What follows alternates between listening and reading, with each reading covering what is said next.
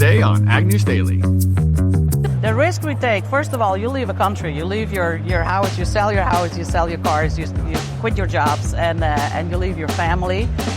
We still have a family here. That's extremely important. The risk you take financially, every business owner knows financially, you go full in. That's what we did too. Well, welcome back to the weekly edition of the Ag News Daily Show. You have lots of energy today. I'm surprised. I got a cup of coffee in me. Usually I'm drinking the coffee while we do this, but I've also been rained out of the field all week. That's true. So maybe a little extra sleep. Definitely. We did see this recent rainfall, along with several waves of heavy rain, significantly reduce that drought condition map that we talked about here across the western half of the Midwest. However, we have seen a little bit of localized flooding in the area, particularly Missouri, due to the intensity of those downpours. But after a brief break, another weather system is expected to bring scattered showers this weekend, with a second system likely to move through in next week, offering additional rain chances. Temperatures will remain above normal even after these systems pass, which should help to build that soil moisture and improve the conditions for winter wheat growth. I also saw, Delaney, that there's portions of Colorado and New Mexico that might see 4 feet of snow. Wow. Despite being near the U.S. Gulf Coast, Hurricane Raphael is forecasted to drift westward or southwestward and pose no threat to the areas of Texas and Florida. Meanwhile, the storm system currently impacting the southern Rockies and Plains will move northeastern, reaching the Great Lakes region late this weekend. So our scattered shower chances here in Iowa are just that. Seems like it's scattered. But that's it for the weather this week, Delaney. Yeah, I'm kind of slowly watching and anticipating. When do you think we're going to get our first snowfall here in the Midwest? I hope it's after Thanksgiving. I do as well. But with that, farmers are wrapping up harvest as it is almost complete here as we head into the middle of November. 91% of the nation's corn crop has been harvested, up from 10% last week and well ahead of the 5-year average, which is typically at 75% for this time of year. 94% of the soybean crop has been harvested, up from 5% last week, as well as up from the 5-year average. 85% now complete. You know, we're getting to numbers here where we're probably not going to see a lot of big moves week to week on the crop progress report. And at a certain point, there's a number of acres that just don't get harvested. That's right. And a lot of the people I've talked to have said there's a break in the tillage window. And as soon as it gets fit again, everybody's going to go really hard to try and get it done before it freezes. Of course, we had the election this week. The House and Senate Agricultural Committees will see changes in their membership during the 2025 legislative session. According to Farm Policy News, at least 2 incumbents, New York Representative Marcus Molinaro and Ohio Senator Sherrod Brown, were not reelected, so those positions will need to be filled. Representative Molinaro, who joined the committee after his 2022 election, lost his seat to Democrat Josh Riley. On the Senate Ag Committee, incumbent Senator Sherrod Brown was first elected in 2006. He was defeated by Republican challenger Bernie Morano. Lots of names for me today already, Delaney. However, several incumbents were reelected, including Nebraska's Republican Senator Deb Fischer, Iowa Republican Representative Zach Nunn. They retained their seats. Zach's was in Iowa's 3rd congressional district. Democratic Representatives Eric Sorensen of Illinois and Angie Craig of Minnesota were both reelected for their second terms. And New Mexico's Democrat Gabe Vasquez was securing his second term, as well as Representative Johanna Hayes. They won re-election for their U.S. House seat for Connecticut. Yeah, so some changes maybe to agricultural policy. But of course, the big one was President-elect Trump's resecured his nomination here. 63% of the rural vote, which was an even larger margin than what we saw in 2016 to win his second term in the White House on Tuesday. On Wednesday, many farm groups offered to work with the incoming administration to get the Farm Bill passed faster, now 14 months overdue, as well as addressing rising costs, they said was the other key area of focus. President of the American Farm Bureau Federation, Zippy Duvall, said in a press release after the election results, quote, "The administration must also address the impending tax hikes, which would crush many of America's farmers and ranchers when stacked on top of inflation, high supply costs, and market instability." Likewise, the National Farmers Union pointed to high costs, weather disasters, and the absence of that renewed 5-year farm bill. Earlier this year, President Trump has proposed tariffs ranging from 10% on all imports to as high as 60% on some goods from China. A study commissioned by grower groups warned that U.S. corn and soybean exports would be severely impacted in the event of a renewed trade war with China. In an American Farm Bureau Federation questionnaire before the election, President Trump said that American agriculture is built on science, technology, and innovation, and the U.S. needs to stay ahead of China with these science investments. However, as a lot of discussion has been happening, China has already largely been pulling back from doing business with the United States. But President Trump emphasized that these tariffs would be used to reduce trade barriers for U.S. food and agricultural exports, which we saw during the trade war with China that ended in 2020. Farmers received about $23 billion in trade war payments to offset some of those losses, and it's expected if we do see that again, we'll probably see some similar payments, Tanner. Yeah, and I wonder if there will be ongoing threats. We did see China under this new administration, trade policies could have that increased market access to China. The world's largest importer of soybeans will be under close scrutiny as we look forward.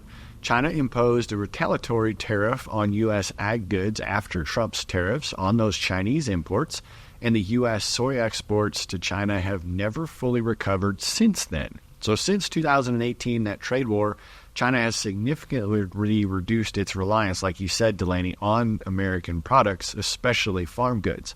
Now that Trump is threatening new tariffs on Chinese imports, the likelihood of improved access to China's agricultural market does appear to be slim. However, China would likely respond with further tariffs, reducing that market access even more. Additionally, Trump's tariff policies would also target imports from other countries where U.S. farmers hope to expand their sales. The U.S. is projected to face a record of $42.5 billion in agricultural trade deficit by 2025, according to the U.S. Department of Agriculture, something that we'll continue to watch. But we also saw that maybe Iowa gets to host the World's That's Fair. right. We'll have to talk more about that. But I did also see President Xi Jinping reached out to President Trump upon his reelection, so there may be a little bit more to the story there. But with farmers facing tight margins and still waiting for a new farm bill, the Farm Assistance and Revenue Mitigation, or FARM Act, has been introduced in Congress to help ease financial pressures. Farm CPA Paul Neiffer, speaking at the Top Producer podcast, said the $20 billion in aid sought for farmers could provide significant release. The FARM Act, introduced last month with sponsorship from over 40 members of Congress, has garnered support from several major commodity groups as well. The bill specifically targets 8 crops: corn, soybeans, wheat, rice, sorghum, oats, cotton, and barley, and other crops as well. The USDA is required to use a comparable estimate of gross returns, adhering to the same methodology outlined in the bill. But legislators say they're aiming to address farmers' immediate financial needs by providing economic assistance for the 2024 crop year. Payments would be based on the per-acre cost of production, covering 60% of economic losses on those eligible acres. Regarding payment limitations, individuals or entities earning less than 75% of their income from farming would have a cap of $175,000 in payments, but those with at least 75% of their income coming from farming would have a higher limit of $350,000. The National Sorghum Producers Association has noted that the potential scale of payments has sparked conversation on Capitol Hill, signaling a positive step toward addressing some of those farmers' concerns. I think that's the first acronym that made sense. Farm Act, I know. It was a good one, whoever came up with that one in Congress. Exactly. Well, this lame duck session that's ahead of us here, Congress will represent one of its last chances at completing that farm bill we've been talking so much about. Industry experts say it would require a compromise on a number of tricky issues. Farm Policy News reports that the House and the Senate leaders must agree on spending in critical areas. The Senate Agricultural Committee Chair, Debbie Stabenow, is seen as a crucial spot to getting this farm bill finished this year, with some of the insiders suggesting that she is motivated to make it her legacy as she is not seeking re-election. However, an AgWeb report from Farm Journal notes that some of Washington's contacts estimate that only 15% chance that a passing of the new farm bill will take place in the remaining session. A veteran farm lobbyist said the simplest path forward would be for Republicans to drop demands on their cuts for SNAP, the Supplemental Nutrition Assistance Program, while Democrats agree to raise reference prices. So that's extremely basic and simple way of looking at it, but that's the way that writer sees a path forward. Well, farmers are taking out loans at a rate and scale not seen in years as weakened crop prices put pressure on the agricultural sector, according to a new report from the Federal Reserve Bank of Kansas City. The volume of new operating loans surged at its fastest pace since 2017, with commercial banks issuing 40% more loans to farmers compared to last year. Farmers are not only borrowing more frequently, but they said the amounts are also in larger quantities. For the first time in at least 2 decades, loans exceeding $1 million accounted for a majority of lending volume. The growth in loan activity was concentrated among small and mid-sized lenders, highlighting the financial strain on family farms and smaller operations that lack some of those resources to withstand volatile commodity markets.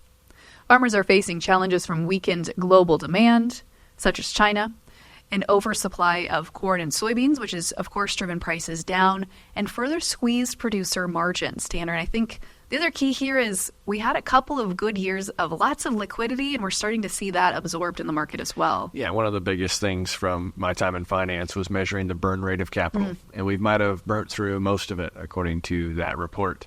We did see that the National Wheat Yield Contest has announced the 26 national and 94 state winners for 2024, marking the contest's 9th year. This year they saw a record 516 entries, which is the highest in history. Bernard Peterson, chairman of the National Wheat Foundation and a Kentucky farmer, credited the favorable growing conditions in many of the wheat-producing states last spring for sparking greater interest and enthusiasm among these participants. According to the press release, the contest encouraged wheat growers to aim for high yields, quality, and profitability while experimenting with new management techniques. Of the 26 national winners, 7 are first-time national honorees, while 19 have placed nationally in previous years. The full list of winners obviously can be found here in our show notes as you follow that link to get to those results. Well, Tanner, as we make our way here into our interview, we're going to be talking about the world of ag fashion. You never thought we'd be having that one on the podcast, did you? I didn't, but I think I'm an exemplary, or I'm an example of high ag fashion. Yeah, I'm sure. Well, just a few weeks ago at the World Dairy Expo, Michelle connected with many dairy farmers and industry experts. Although there were some booths that made the American dream possible, let's get into that interview with 4D Ag Fashion and World. We're here having a conversation with 4D Ag World and Fashion, 2 brands that have a unique story of how they got here today. Thank you so much for joining me. We have Elizabeth and Bram. Let's first start with you. What is your background and your connection to 4D Ag World? So 4D Ag World is a family company, long time in the dairy industry. We've always come at this from the cow aspect. As a company, we're really focused on cow comfort, and anything we can help with remodels, new projects, so to say, chances are we have the products for you. And what is your experience with 4D Ag World? Tell me about that. So I came on board 2 years ago. Like I said, it was a family company. As it grew, opportunities arose for me to come on board. We've been trying to fill that void and also grow at the same time. Because at the end of the day, when you add to the team, it also needs to get paid for. Yep. And so we're working on growing. Obviously, new customer acquisition, also dealer networks, working on that aspect, and that's a large part of my day-to-day role. Well, we're here at the World Dairy Expo. Just name a few things that you're talking about. So, we have rubber flooring for our customers. We do freestyle equipment. And we also do ventilation, so we're talking about a lot of new products. Ventilation, we're constantly adapting to the needs of the customer, making conversion kits for existing fans that they already have from competitors. Also showing them what we have to offer on our side And so that's the bulk of what we're doing here. Great. And Elizabeth, you have the flour, you have the fashion. You are here with 40 Ag Fashion. Tell me more about you and who you are at 40 Ag Fashion. Flour is there almost every day just to brighten up my own day, but also I hope that people will recognize it and brighten up your day, I hope, if you need it. 40 Ag Fashion started 2 years after 40 Ag World just because customers asked about can you guys make a calf jacket? Calf jackets were pretty expensive at that time in the U.S. We lived in India, my husband and I, for 4 years, so we had it outsourced there. And that's how we started with 40 Ag Fashion. Not even a big plan of doing all the clothing and introducing that. Then one of our customers in West Texas said, hey, if I buy calf jackets from you, can you also make the clothing? So I have one source to buy everything. Again, never thought about it. We set up a clothing factory, a manufacturing facility in India. We have a business partner there. We own the business with him. So we have everything in our own control. That's why we can work really fast and then get new products on the market. So that's 2 years after 40 Ag World started. We also started with 40 Ag Fashion, and pretty soon we made it its own LLC. It was still under the wings of 40 Ag World, but it grew so much in 2 years, and now it's a different LLC on its own as well. Now 4D, why 4D? Great question. We started, we all have our last name is DeVries. My maiden name is Dykstra. So it's the 4 Ds of our last name. So it's 4D Ag World and 4D Ag Fashion. Now, our listeners may be hearing a bit of an accent, maybe. You've immigrated here to the United States. Let's talk with you, Ron. Tell me about your immigration story. So we originally immigrated early on in the 90s, dairied all the while. I was essentially 4 years old when it came. Grew up on the dairy, and then through the years went through school here and stuff like that, and kind of came up that way. And so ever since I was 4 years old, we've been stateside and living life as the American dream. And where was that bar? In Texas originally. Yes, ma'am. And then from there, we were into the embryos and showing cattle and stuff like that, then moved to Wisconsin. Dairied there as well. Wow. And you're here since 4 years old. Before that, where were you at? Originally from the Netherlands, from Holland. Wow.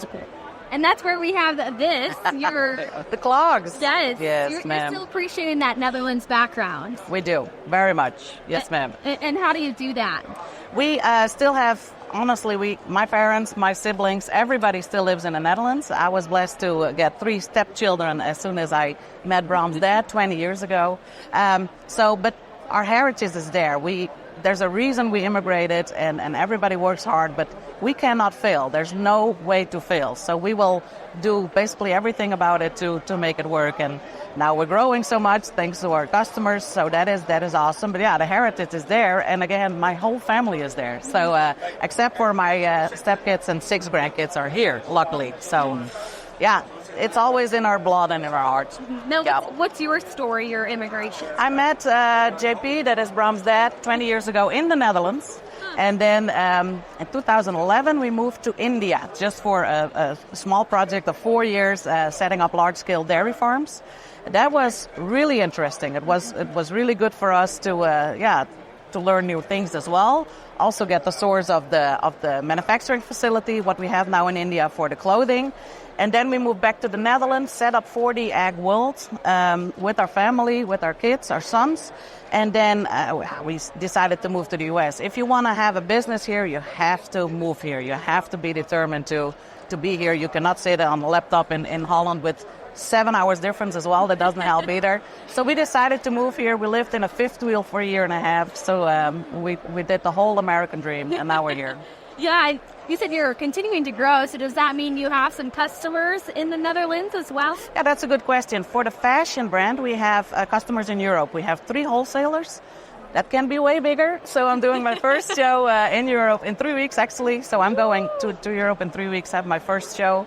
It can be a big failure. It can be a huge success. It can be something in the middle. We don't know, but we just take risks and just see it. But we do have 3 wholesale customers in Europe, and the rest is mostly US and Canada. Mm-hmm. Now, you've taken a risk. You said that. Yeah. You've taken a lot. Name some of the risks you've taken with some of your products and how they've really gone really well. Like, I'm thinking cow prints. That was a recent launch you've had, and just to see some of the success you're having is pretty cool. Thank you. We have 6 boxes overnighted right now because we sold out yesterday almost all our cow prints. So that was a really, really big success. We also had some less success stories. You know, you come out with a print and everybody's like, no, that's not what we want. That's an investment too. The risk we take, first of all, you leave a country, you leave your house, you sell your house, you sell your cars, you quit your jobs, and you leave your family. We still have a family here. That's extremely important. The risk you take financially, every business owner knows financially, you go full in. That's what we did too. Like I said, we lived in a fifth wheel. At that time, that was absolutely no problem. But now with the 6 grandkids we have and a life we have, I cannot imagine to live in a fifth wheel anymore. You know, now we have a house and things like that. But that is the risk you take. At that moment, it's not a big deal. At this moment, I think, I don't want to go back to that moment, so let's fight for it. So financially, it's a big risk. You invest in a lot of product. You never know if they're going to be successful, yes or no. There's some things on the shelves in Canyon, Texas that you're like, we're probably going to leave it there. It's going to catch a lot of dust. And that is fine too. And now with the cow print. And now today we came out with camel print bibs. That's the big reveal today. So let's transition to more of the 40 egg world side. What are those conversations that you keep having a lot of? Yep. First off, back to, we talked about being international on the fashion side. On the 40 egg world side, we're more United States based. We are doing some jobs in Canada, so to say, Mexico even, as of recent. With that being said, a lot of the conversations that we're having here, it wholly goes back to the cow comfort side. And with us being in the dairy industry, not on the dairy industry, in the dairy industry, and being able to relate to the dairymen and what they see on a day-to-day basis, really focusing on the hassles of day-to-day, trying to eliminate problems for the customers. That's where we see ourselves different from the competition. We can relate. And when they can come in here and talk to us about a problem they're having and be able to relate and bring them a product that solves that problem, yes, it's sales, right? But it comes at it from a different aspect, and that's a big focus of our company. Also with the fashion side, right? We don't sell an item. Yes, you have some that are cool and everybody wants, right? But if it doesn't solve a need, it's not being sold. And then so trying to relate, and that's the interaction at World Dairy Expo too, is you hear what's going on and you get the heartbeat, so to say, and then you're able to. That's it. Will I be able to see you in a cow prints overalls when you're working? If you want, we can make a camera shot. We can make that happen. Even pink if you want. I'm good with that. Oh, yeah, no problem. It's just a huge family affair. But when you go to the farm and you're talking with these farmers or by the phone, what really excites you when you're having these conversations in the dairy industry? Really, to see where the dairy industry is going. The dairy industry is not easy. You know, you get the ebbs and flows of milk prices, and really it comes down to most of the dairymen are really entrepreneurial at heart, and being able to fill that void of them having the time to develop some of this stuff and being as a partner. We're not set in our ways on the stuff that we have, and being able to pivot and accommodate some of their needs and the ideas that they have. That's super exciting. And then so we're able to remodel, we're able to give them products to remodel, we're able to do new facilities and everything in between. We talk to people who are grass-based all the way up to large-scale facilities and everything in between, and that gives us a lot of energy. Now you mentioned the future, and you're saying retrofitting, you know, trying to offer that. Do you see that continuing, and why? Of how valuable that really is? At the end of the day, we need to meet producers in the middle. We would love to sell new products, new fans, but there's a lot of construction aspects that have to happen, and sometimes that's not always feasible. But how do we do the best for the cow? And so that's where the conversion kits, being able to put our fan motors and our product line into someone else's housing to save on construction costs. It's meeting the dairyman in the middle to where it's not a full-blown, once-in-a-lifetime rebuild, so to say. And still doing the best for the cow and the dairyman in the same conversation. It's not always ideal on how we would like to do it, but being able to pivot and help with that gives you that lifelong customer. And that's what we're focused on. We can do a point of contact and keep it really simple and transactional, but that doesn't keep you in the business down the road.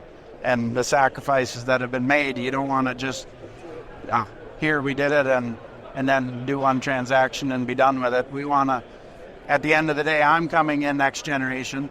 The dairyman has kids coming in next generation. And hopefully someday my kids are sitting at the table, and you keep rolling that forward. So that's what we're focused on. And the ways you really expanded allow you to be part of this family business is what I'm continuing to hear. But as we look at the fashion side of things, where do you see the future being and continuing to offer what you do? The dream is my granddaughters. So his daughters, we have a son with a daughter, we have a daughter with a daughter. I think in the future, I'm still pretty young. I'm a little younger than Bram's dad. Bram's dad is going to step away a little bit next year when Bram is taking over. Most part for fashion, I'm going to stay in business still for a long time. But we have big plans for Bram and maybe his daughters or his sons or whoever wants to do it. Both companies have a really good chance of keep growing and keep developing. So we see a bright future probably for Bram and our family in fashion as well. Mm-hmm. Yeah. Now, when I think of some of the clothing options that you offer, I'm thinking washable. I'm thinking some of those things. What really are some of those elements that you keep talking about that people are interested in? And as clothing growers, like, it's changed, and it's maybe changed with some of the trends. So what do you see? A good question. Honestly, shows like this give us the best ideas. We hear a lot of good ideas. We deal with a lot of large-scale dairy farms in, for example, West Texas. They need 20 aprons at a time, or 50. We also talk to dairy farms. They come once a year. They come here. They need one apron, or they need nothing. That's fine too, because the apron is still working well. We respect and really enjoy both of those sides customers. In West Texas, it's becoming mandatory, almost mandatory, to have high-vis reflectors on your clothing. So we already, 2 years ago, we stepped into that side, that we put a lot of high-vis reflectors on the bibs already, and the coveralls as well. First, honestly, 2 years ago, a lot of people were like, ooh, that's fancy, ooh, we don't want that. Now, a lot of people step in, like, yeah, we need that. Insurance companies are asking for it already. What are you doing to protect your guys who are outside, calf feeders, you name it. So that's where we step in already on that. But again, we have the small customer who buys one product a year, and we have the large customers who buy 4,000 calf jackets a year. And both of us give us a lot of energy, but also a lot of ideas. Yeah. I can only imagine. You mentioned regulatory. Is there anything else that you're really capitalizing on that you're hearing from either insurance companies or the government that you're kind of paying attention to?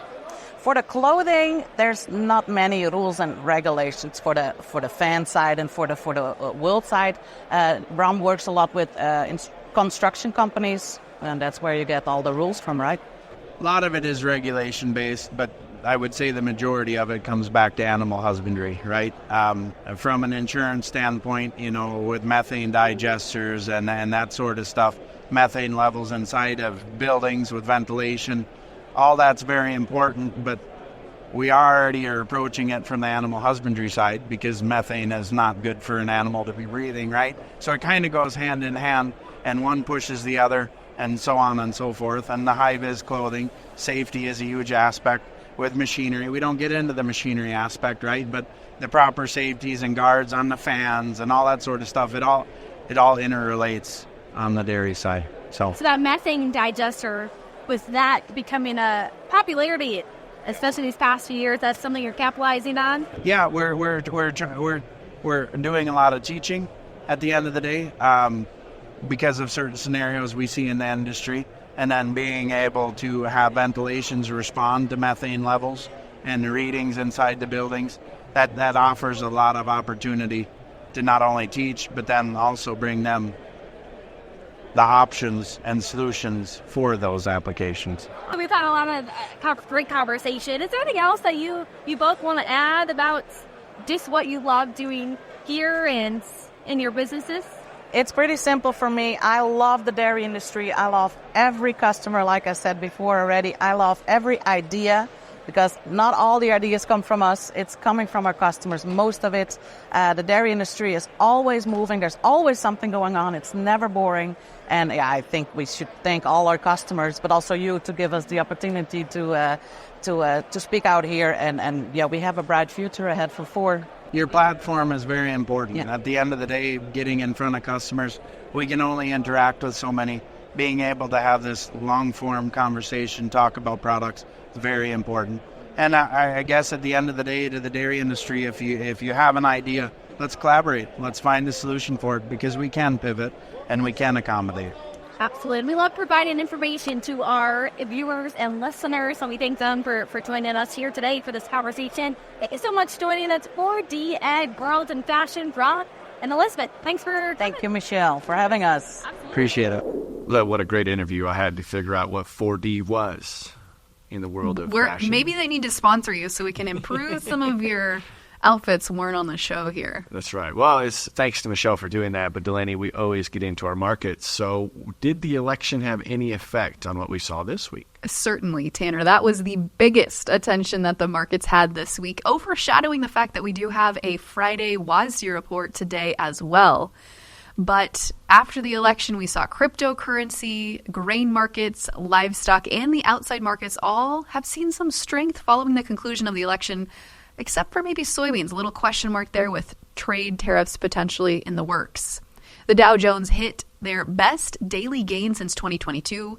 Bitcoin hit an all-time high, and the U.S. dollar rose to its highest level since July of 2024. Adding some positive sentiment to the markets, the Federal Reserve unanimously voted to drop interest rates this week by 0.25%, now sitting at a Fed fund rate of 4.5 to 4.75% rate, the lowest since March of 2023. And of course, to wrap up the week, as I mentioned there, the WASDE report will drop later today after the recording of our show. But the USDA is potentially going to update the balance sheet for domestic and global production for the first time for this 2024 crop. But major adjustments and final numbers really won't happen until January. So we'll see if today's WASDE report will be a market mover, Tanner. That's right. We should have some good content over on the Farm for Profit channel coming out Monday. So if you want further analysis of that WASDE report, go ahead and tune in there. But thank you for hanging out with us here at Ag News Daily and joining this weekly show, watching our daily content that comes out. Continue to follow us. We'd love for you to share us with your friends and family. And if you've got some Thanksgiving traditions that you want us to talk about on an upcoming show, send those our way as well. We appreciate you taking the time to be here with us. Absolutely, Tanner. But what do you say we let the people go? Let's let them go.